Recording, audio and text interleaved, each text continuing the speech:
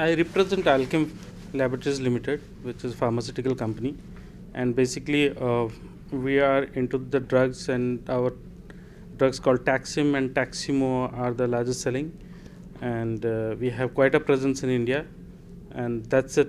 That is how Alkem is all about.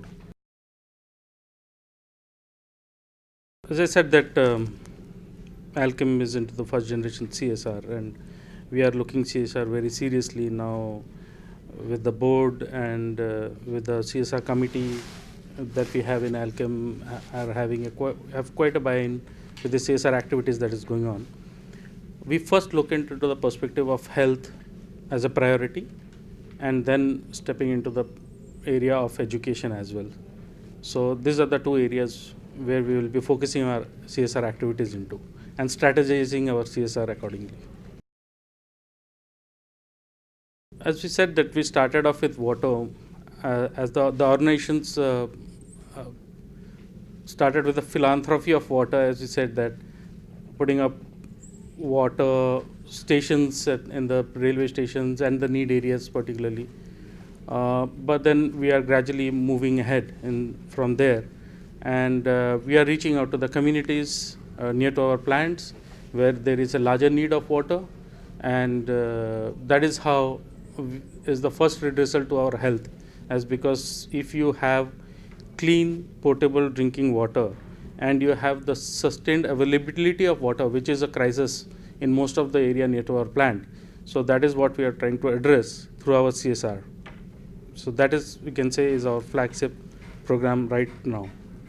Challenges and the challenges as well is it's a very difficult challenge, in fact. So the availability of water is a certain thing which cannot be redressed overnight. So we have to look into possible solutions. So the solutions can be very, very different. So it might be in terms of making water available at a particular area where there is no water availability. So maybe it's even the areas where after your monsoon the water immediately run off and it gets dried.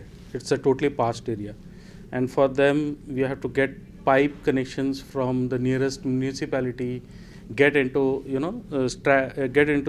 engagement with the local government bodies, and then make certain agreements and MOUs to get the water from the municipalities to these villages. So there's a panchayat level intervention, there is a municipal level intervention, and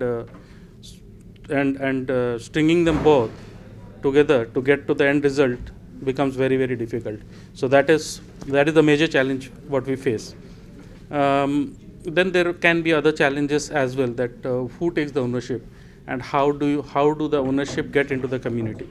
So that is another challenge that people because as of now water has always been a free commodity.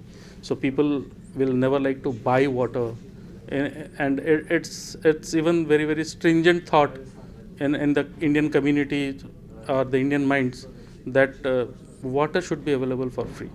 But the time has come that we have to think on those lines as well. So these are certain challenges that we face.